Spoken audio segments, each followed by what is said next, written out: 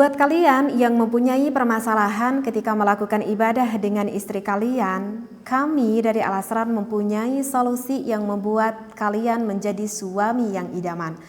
Agar istri kalian tentunya nempel terus. Nah, ini nih solusinya. Ada kopi dari Al-Asran, Lanang Jagat, dan juga Lanang Godek untuk suami, dan juga kopi Liberica untuk istrinya. Kopi dari Al-Asran ini 100% kopi murni, kopi alami, kopi herbal, tanpa ada efek samping sama sekali, karena tidak ada bahan kimia dan juga pengawetnya. Bagi yang penasaran bisa langsung dicek di kolom komentar di bawah ini ya. Bismillahirrahmanirrahim. Assalamualaikum warahmatullahi wabarakatuh. Para jamaah Al-Asran rahimakumullah. Berjumpa kembali dengan Teh Yin tentunya di sini. Mudah-mudahan selalu ilmu manfaat yang akan kita dapatkan dan memberikan kemaslahatan, keberkahan bagi hidup kita sehingga kita mendapatkan rahmatnya Allah di dunia dan akhiratnya Allah. Amin ya Allah ya Rabbal Alamin. Bismillah walhamdulillah wassalatu wassalamu ala rasulillah. Para jamaah, kali ini ilmu fikih yang ingin disampaikan insya Allah dihimpun dari beberapa pertanyaan yang masuk menanyakan hukum-hukum yang berhubungan dengan sholat seperti itu ya. Ini ada pertanyaan yang pertama nih Teh, gimana nih Teh, aku ini tertidur sehingga hilang waktu sholat dan aku tuh belum sholat, itu gimana ya hukumnya? Nah, maka di sini diketemukan ada jawabannya di dalam kitab Hasyiah Al-Bujairami ya. Di dalam Minhaj ini pada juz kedua pada Sahifah 137 kalau bagi yang pengen melihat referensinya. Di sini dikatakan wala yahrumun naumu qoblal waqti ay wa in qasada adama fi'liha fi waqtiha. Dalam ini kitab dikatakan tidak haram kok. Dosa enggak? Enggak dosa. Kita tidur sebelum, bahasanya qabla, sebelum masuk waktu sholat. Sekalipun ia memiliki tujuan tidak melaksanakan sholat pada waktunya. Masya Allah. Ya. Jadi gini, kalau misalkan kita tidur, bagusnya, ini bagusnya ya. Ini bagusnya itu adalah sebelum masuk waktu sholat. Misalkan nih, kita itu malamnya udah gadang gitu ya. Udah kerja deh ya, jangan udah bergadang. Misalkan kita lagi kerja nih malamnya nih sip malam nih Teh, sip malam. Mana pulang pagi-pagi. Nah kemudian ngantuk kan, karena kita belum tidur, belum istirahat. Tertidurlah kita. Nah, tidur kira-kira jam 10 siang. Ini kan berarti belum waktu sholat. Belum datang waktu sholat kan, jam 10 siang. Kita tidur. Tahu-tahu, saking capeknya kan semalaman kita nggak tidur. Tahu-tahu kok kita bangun sekitar jam setengah 5 sore. Berarti kita meninggalkan waktu sholat apa? Waktu sholat zuhur. Nah itu bagaimana? Dosa nggak kita meninggalkan sholat zuhur? Dengan alasan kita tertidur, maka itu tidak berdosa. Orang tersebut tidak berdosa meskipun dia belum melaksanakan sholat zuhur dengan alasan dia tertidur. Kenapa? Karena dia tidurnya sebelum waktu mewajibkan untuk orang tersebut melaksanakan sholat. Ya dia bangun jam setengah 5, ya udah dia sholat asar. Sesudah sholat asar kemudian dia mengqadha waktu zuhurnya. Dosa? Enggak dosa. Ya. Kecuali kalau misalkan dia itu tertidur sudah masuk waktu sholat. Gitu. Sekarang aduh aku nih belum sholat zuhur. Ditengok sekarang jam 2. Adzan asar jam 3. Nggak kuat nih aku ngantuk. Tidurlah dia. Bangun-bangun jam setengah 5 sore. Ya gimana dong? Dosa.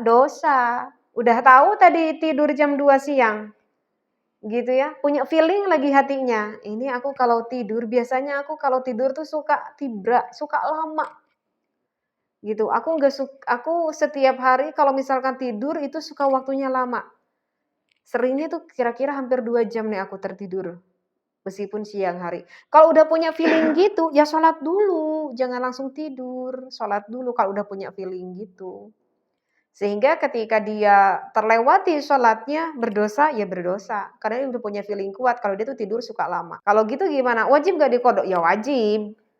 Ya kodok aja dia sholat zuhurnya. Tapi tetap berdosa dikarenakan mengakhiri waktu sholat sampai habis. Tapi gimana nih kalau misalkan kita itu tidur, udah masuk nih waktu sholat, tapi aku punya feeling kuat kalau aku tidur itu nggak biasa lama, paling-paling setengah jam. Paling-paling setengah jam, ya paling lama banget itu sejam pun itu jarang banget misalkan, gitu ya. Ini bener-bener gak kuat nih ngantuknya, bener-bener nih gak kuat. Ditengok jam setengah satu siang, aku mah udah tidur nggak biasa lama, paling lama tuh 1 jam, setengah jam juga biasanya udah bangun. Punya feeling kuat, dia udah biasa kok tidur siang, tapi tidur siangnya nggak biasa lama gitu. Nah, dia bangunlah ternyata jam setengah 2 gitu ya. Ya tinggal sholat aja karena masih ada waktu. Ataupun setidaknya kalau gitu ya, apa itu, titip amanah. Misalkan, "Nak, mama gak kuat nih ngantuk bener gitu, pengen tidur. Mama belum sholat, nanti jam setengah 2 mama bangunkan, karena mama belum sholat." Nah itu nggak apa-apa, seperti itu, ya.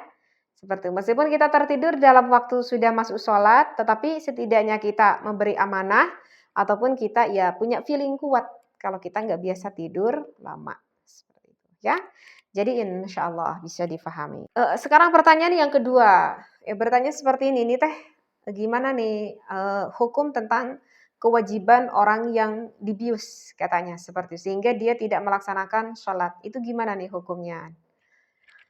Maka ini ada di dalam kitab Majmu' ya, kalau ini ada di dalam kitab Majmu' pada juz ketiga pada sahifah yang ke-8. Qala ashabuna yajuzu syurbud dawail muzili lil akli lil hajati wal halatu hadhihi lam yalzamhu qada'us sholawati ba'dal ifaqati li'annahu zala bisababin ghairi muharramin. Nah, jadi di dalam kitab Majmu' kalau ashabuna berarti ini Imam Asy-Syafi'iyah ya. Yang dibaca ini dalam kitab Asy-Syafi'iyah ya, ashabuna di sini maksudnya adalah yang bermadzhab Imam Asy-Syafi'iyah. Berkata kalau itu hukumnya diperbolehkan, kita itu mengkonsumsi obat yang bisa menghilangkan akal. Ya, obat bius itu ya. Misalkan nih, boleh gak kita itu menggunakan obat yang sampai menghilangkan akal kita? Boleh, kalau hal itu memang dibutuhkan dan hal itu tidak memudaratkan akan tubuh kita. Ya contoh kan seperti yang dioperasi ya. Misalkan ini sakit harus dioperasi, gitu kata dokter. Kemudian dioperasinya itu biusnya bius total. Dan dioperasinya ternyata lama banget itu. Misalkan dioperasi dari jam 3 sore, tahu-tahu orang ini bangun-bangun misalkan jam 8 malam. Berarti ini orang itu tidak melaksanakan sholat asar dan tidak melaksanakan sholat maghrib dikarenakan operasi.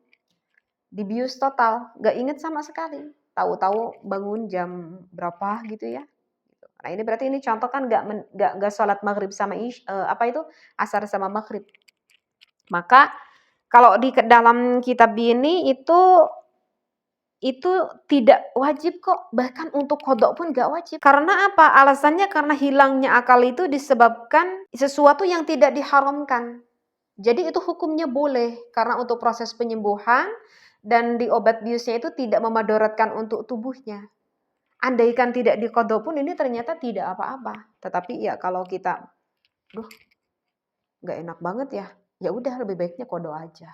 Yang andaikan di dalam ini kitab itu nggak apa-apa. Tapi ya kalau untuk kita rasanya nggak enak banget ya, ya udah qadha aja. Seperti itu.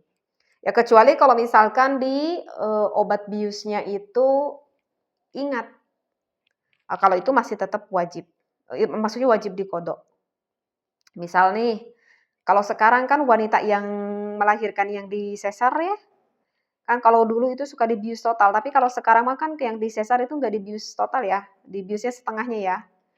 Jadi dari daerah dada ke bawah itu hilang rasa, nggak ada rasa sakit gitu sama sekali. Tapi kalau ini ya kan dari tangan dada ke atas itu kan masih ingat akalnya itu masih sempurna. Misalkan dia itu dioperasi gitu ya jam 3 sore atau jam setengah 3 sore, misalkan beres-beres operasi maghrib misalkan, lama banget misal. Berarti dia itu tidak melaksanakan sholat asar ya kan? Dia itu tidak melaksanakan sholat asar. Nah, maka untuk wanita tersebut harus diingat-ingat. Nanti harus mengqadha sholatnya. Kapan? Ya nanti, kan udah melahirkan sesar itu kan nanti ada nifas biasa. ada nifas. Nanti udah beres nifas beberapa hari kemudian gitu ya. Misalkan ini ketika aku dioperasi itu belum melaksanakan sholat gitu. Nah itu diingat-ingat gitu. Jadi kalau misalkan waktu asar nih udah kewajiban sholat pada saat itu tapi keburu operasi. Nah, maka nanti asar harus dikodok. Kalau nanti udah beres nifas. Termasuk dengan zuhurnya. Karena asar itu adalah waktu yang bisa dijamak. Tinggal gitu aja. Ya, nah karena itu kenapa masih tetap mewajibkan untuk mengkodok? Karena kan di biusnya itu tidak total. Insya Allah paham ya? Nah baik. Sekarang untuk pertanyaan yang ketiga. Yang masih berhubungan dengan sholat. Gimana nih teh? Aku tuh lupa gitu, gak sholat. Itu dosa gak kalau misalkan kita itu lupa gitu nggak sholat? Ya tergantung, lupanya karena apa dulu. Itu tergantung lupanya karena apa dulu gitu ya. Karena kan kalau kita lihat di dalam kitab Nihayatul karena kan kalau misalkan kita lihat ya di dalam kitab Nihayatul Muhtajiyah, ini ada pada juz ketiga ya. Ada sahifah ke-274 gitu, yanbaghi ila ayyan sya'a an-nisyanu an manhi anhu kalaibish syitranji fala yakunu udhran. Yang termasuk uzur di dalam salat itu diantaranya lupa. Kecuali lupanya itu yang ditimbulkan dari perkara yang dilarang. Kalau contoh ini dulu ini mencontohkan main catur. Karena kan dulu tuh belum ada handphone. Maka itu tidak tergolong uzur. Ya, jadi kalau kita lihat bahasa di dalam kitab Safinah bahwa a'dzarus shalah itu adalah an-naumu wan nisyanu. Uzurnya salat itu kan ada dua. Dikarenakan lupa sama dikarenakan tertidur. Tertidur yang udah yang kalau tertidur yang udah diterangkan kayak tadi ya, insya Allah udah paham. Dan juga lupa. Tapi ini lupanya ya bener-bener lupa, ini mah bener-bener lupa, ini mah bener-bener lupa gitu ya. Biasanya aku kan kalau sholat isya itu biasanya kan aku udah biasa berjamaah di masjid, kata si bapak. Pada hari ini dikarenakan ada tamu ngobrol-ngobrol-ngobrol, lantas dia langsung tidur ini si bapak. Ketika subuh dia ngerenung pagi-pagi sambil minum kopi, diinget-inget malam aku sholat isya enggak ya? Perasaan ke malam aku tuh nggak sholat isya, langsung tidur. Lupa itu si bapak, karena biasanya setiap harinya dia itu suka berjamaah sholat isya gitu. Makanya dia langsung tidur, perasaan udah sholat isya, padahal lupa ketika malam itu ada tamu. Sehingga tidak menyempatkan dia untuk sholat isya berjamaah di masjid. Ini kan berarti benar-benar lupa gitu ya. Tapi kalau misalkan lupa dikarenakan ada sesuatu hal yang membuat dia istighal, jadi lupanya itu dikarenakan ada sesuatu hal yang memang membuat dia itu bisa jadi lupa, apalagi dikarenakan sesuatu hal yang, bisa dikatakan tidak terlalu baik manfaatnya, maka yaitu dosa, ya. Ini kalau di dalam kitab ini contohnya main catur. Itu biasanya suka inget gitu ya. Lagi main catur, jam berapa nih? Tenang, baru jam 1, belum sholat zuhur, tenang baru jam 1. Sholat asar jam 3, ada nasar jam 3, masih ada waktu jam 2 lagi lanjut, gitu ya. Tenang nih, masih jam 2, masih ada waktu 1 jam lagi. Pokoknya nanti jam 2:30 aku main caturnya berhenti ya, aku belum sholat zuhur. Ya lanjut lagi deh setengah jam lagi, tahu-tahu keburu adzan asar, dosa. Padahal tadi kan dia udah inget. Sengaja akhirnya lupa beneran dah. Gitu. Atau kalau kita yang di rumah wanita main handphone. Main handphone, lihat TikTok, lihat IG, lihat Facebook. Belum sholat zuhur, masih jam 1, nanti deh sholat zuhurnya 1:30. Bentar deh setengah jam lagi nanti jam 2. Tahu-tahu jam 2 ketiduran. Tahu-tahu bangun asar, dosa. Ya, itu karena ada sesuatu hal nih yang membuat dia lupa. Padahal awalnya kan dia udah ingat, gitu ya. Jadi seperti itu. Sekarang untuk pertanyaan selanjutnya, ini teh gimana nih teh ada kasus itu harus mengqadha sholat, tetapi dia itu belum mengerjakan qadha, tetapi malah mengutamakan yang sunnah. Itu bagaimana nih hukumnya? Nah, maka dicari-cari jawabannya itu ada di dalam kitab Fathul Mu'in. Ada di dalam kitab Fathul Mu'in pada juz ke-1 pada sahifah ke-23. Wa yubadiru man marra bifaitin wujuban in fata bila udhrin fayalzamuhul qada'u fauran. Nah, seperti ini. Jadi orang Islam meninggalkan sholat tanpa ada halangan. Ini orang Islam meninggalkan sholat tanpa ada halangan. Berarti nggak ada udzur ya. Berarti nggak ada udzur. Nggak dikarenakan tertidur, nggak dikarenakan lupa. Ya, nggak sholat aja gitu. Banyak kan alasannya ya? Banyak. Bukan banyak lagi. Intinya malas dah. Seperti itu. Nah, maka dia itu kan wajib harus segera mengqadha sholat yang ia tinggalkan. Kemudian Allah memberikan kepada orang tersebut alhamdulillah hidayah taufik. Dan ini udah 1 minggu ini suka meninggalkan sholat dengan alasan karena aku sekarang punya pekerjaan baru. Misalkan dalam pekerjaannya itu tidak memberikan waktu luang untuk melaksanakan sholat misal. Gitu ya. Jadi karyawan di sebuah kantor, bosnya tidak memberikan karena bosnya non-muslim, tidak memberikan waktu dia itu untuk sholat. Karena istirahatnya tidak pada waktu sholat misal. Udah 1 minggu ini dia tidak melaksanakan sholat zuhur karena itu bukan waktu untuk istirahat. Daripada aku melanjutkan ini kerja, daripada aku harus meninggalkan sholat, ya udah lebih baik aku keluar aja. Berarti kan bagi orang tersebut wajib tuh mengqadha. Selama 7 hari ia kerja tidak sholat zuhur, maka wajib diqadha. Seperti itu. Nah, kemudian tapi dia itu mengutamakan sholat sunnah, mengakhir-akhirkan akan qadhanya, itu tidak boleh. Bahkan itu bisa haram. Meskipun itu hukumnya sholatnya itu sah. Tetapi berbeda dengan pendapat Az-Zakashi, ini menghukumi sholat sunnahnya pun bahkan tidak sah. Gitu. Jadi ini udah dengan sengaja kan ya. Orang ini tuh udah sengaja meninggalkan sholat zuhur selama 7 hari. Misalkan dengan alasan contoh seperti itu deh gitu ya, biar kehartos gitunya. Berarti wajib qadha. Nah, ketika dia melaksanakan misalkan udah aku keluar dari pekerjaan ini, aku cari pekerjaan yang lain. Itu kan wajib diqadha. Ketika mau mengqadha, misalkan di waktu zuhur mau mengqadha, tapi dia mengutamakan sholat dulu sunnah, gak perlu qadha dulu, karena itu qadha hukumnya wajib, sedangkan sunnah ya sunnah, utamakan dulu yang qadha. Gimana ini aku udah biasa sunnah sehingga tidak melaksanakan qadha karena mengutamakan yang sunnah. Itu sunnahnya sah-sah menurut sebagian pendapat ulama, tetapi kalau menurut Imam Az-Zakasi bahkan sholat sunnahnya itu tidak sah. Menurut Imam Az-Zakasi, kalau menurut pendapat imam yang lain sah aja itu sholat sunnahnya meskipun berdosa. Karena harusnya mengutamakan dulu yang qadha, yang wajib. Nah, baru kalau misalkan udah melaksanakan yang qadha, yang wajib, baru melaksanakan yang sunnah. Utamakan dulu yang wajib dong ya daripada yang sunnah. Contoh gitu ya, ada pertanyaan. Sekarang ini ada pertanyaan lagi nih yang lain. Teh itu gimana, baik nggak memisah ketika di dalam kita melaksanakan sholat tarawih pada bulan Ramadan?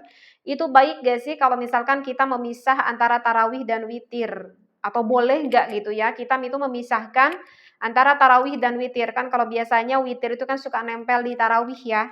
Gitu. Nah, maka di dalam kitab Bughiyatul Mustarsyidin pada sahifah ke-40, di sini wa yajuzu al-faslu baina raka'atit tarawih awil witri binafli akhara. Jadi boleh kok kita memutus salat sunat tarawih atau salat sunat witir dengan salat sunnah yang lain. Karena salat sunnah yang lain tersebut tidak bisa memutus kecuali dari sholat yang sebelumnya. Akan tetapi itu hukumnya menyalahi yang tata cara lebih utama. Misalkan kalau yang diajarkan yang afdol, yang aula gitu maksudnya ya, yang utamanya, kalau di dalam sholat tarawih bulan Ramadan setelah kita melaksanakan sholat tarawih 20 rakaat maka langsung gitu, tata caranya itu langsung disambung melaksanakan sholat sunat tarawih 3 rakaat. Tapi misalkan nih, misalkan boleh nggak sebelum aku melaksanakan ke sholat sunat witir, aku selang melaksanakan sholat sunnah yang lain gitu. Misalkan aku pengen diselang salat sunat taubat dulu, atau pengen diselang salat sunat hajat dulu, atau pengen diselang salat sunat istikharah dulu, boleh, boleh. Meskipun itu tidak aula, tidak utama. Karena kalau utama yang diajarkan itu udah tarawih ya langsung witir. Ataupun misalkan apa itu tarawih witirnya dinantikan boleh, boleh. Kita udah beres nih tarawih. Tapi nanti aja deh kalau witirnya itu aku pengen nanti digabungkan aja dengan, sholat tahajud gitu, boleh boleh. Nah sekarang ini ada yang pertanyaan nih terakhir nih Teh, katanya gimana nih Teh, eee, saat satu ketika aku mau berangkat ke mana gitu, itu sudah masuk waktu sholat tapi aku berada di kendaraan, sedangkan kendaraannya itu kendaraan umum gitu, jadi aku nggak bebas gitu mau sholat, mau berhenti. Itu gimana nih hukumnya gitu ya, misalkan kita naik kereta gitu kan, atau kita naik pesawat terbang, atau kita naik bis misalkan ya, rute Jakarta Jawa, tapi biasanya suka berhenti ya, ini misalkan deh gitu ya, contohnya misalkan, tidak berhenti gitu. Kalau aku mau berhenti aku takut gitu, takut Takut apa itu, nanti terpisah dari rombongan gitu ya, atau dengan alasan apa itu nanti gimana tuh sholatnya gitu kan, banyak kan kasus seperti masih banyak banget yang mengalami hal ini. Nah, maka ini kalau dilihat ya, ini ada di dalam kitab Majmu' pada juz ketiga pada sahifah ke-223. Ini sebetulnya referensinya agak panjang ya, nggak apa-apa ya, nggak dibaca Arabiyahnya ya. Jadi gini, kalau di dalam ini kitab ya ashabuna kalau ashabuna, berarti kalau ada ashabuna ini di dalam kitab Majmu' ini bermadzhab Imam Asy-Syafi'i ya, kita udah gak perlu ragu lagi. Yang selalu teteh terangkan itu adalah bermadzhab Imam Asy-Syafi'i. Berpendapat jika waktu sholat maktubah itu telah tiba ya, sedangkan mereka itu dalam perjalanan, tetapi ia tuh punya rasa takut gitu, punya rasa takut kalau turun dari kendaraan tersebut untuk menjalankan sholat, apa itu, ia takut misalkan terpisah gitu dari teman-temannya, atau takut terhadap dirinya sendiri, ataupun misalkan takut terhadap hartanya, takut hilang, misalkan seperti itu. Maka ia tetap tidak tidak diperbolehkan untuk meninggalkan sholat dan mengerjakan sholat di luar waktunya. Akan tetapi ia itu ketika di kendaraan, sholat di kendaraan, karena untuk memuliakan, tujuannya untuk memuliakan waktu sholat. Tetapi, ya ini nih yang kebanyakan yang agak kurang paham tetapinya ini nih. Tetapi ia wajib mengulangi sholatnya tuh. Nah di sini watajibul i'adatu, wajib mengulangi li'annahu udhrun nadhirun. Ya, wajib nih nanti diqodho, gitu. Sebab yang demikian itu tergolong uzur, yang nadhir, artinya yang nadhir itu yang langka, gitu ya. Ya udah kita lihurmatil waktu aja gitu. Misalkan kita itu lagi di pesawat terbang, gitu ya. Itu ingat teteh juga tuh pernah nih ngalami ini gitu ketika dulu banget waktu gadis gitu ya, atau inget mau pulang gitu ke pondok, pulangnya tuh sendiri. Berani nih ceritanya udah berani mau pulang ke pondok. Nah, di rumah itu sesudah sholat asar ke pondok itu jaraknya kira-kira dari rumah ke pondok itu 1,5 jam gitu ya. Paling telatnya banget itu 2 jam, paling telatnya banget. Punya perkiraan sampai ke pondok itu maghrib karena berangkat dari rumah itu setelah salat asar, langsung cus berangkat. Nah, ini Masya Allah udah mau dekat ke maghrib jam 5:30 itu masih di daerah Cicalengka, maksudnya masih di apa itu ya, kira-kira apa tuh, masih di daerah lingkungan gitu ya, tapi udah agak jauh juga sih. Mau ketika adzan maghrib mau turun ini naik mobil umum gitu kan, Nanti gimana coba gitu. Ya intinya deh nggak bisa sholat deh pada waktu itu, karena kan naiknya naik mobil bis, naik mobil umum bukan mobil pribadi ya, kalau mobil pribadi ya kita ke samping dulu lah masa. Ini kan mobilnya mobil umum, apalagi perempuan ya, lagi sendiri gitu. Maka apa yang dilakukan Teteh sama itu, ya udah kita ngazam aja dalam hati. Kita ngazam dalam hati, kita ingat kalau sekarang itu adalah waktu maghrib, mewajibkan kita untuk melaksanakan sholat, gitu kan? Seperti itu, ya udah kita ngazam aja kalau kita itu hendak mau melakukan sholat. Jadi kita ngazam dalam hati untuk lihurmatil waktu, artinya kita untuk menghormat waktu, untuk mengazam kita mau melaksanakan sholat, seperti itu. Nah, kemudian pada saat itu Datu tuh sampai itu ke pondok sekitar jam 8 malam. Harusnya 1 jam sampai, pada saat itu tuh kurang lebih hampir 4 jam itu di perjalanan. Sampailah ke pondok jam 8 malam. Ya. Ya udah, salat Isya, sesudah salat Isya langsung kita melaksanakan qadha maghrib.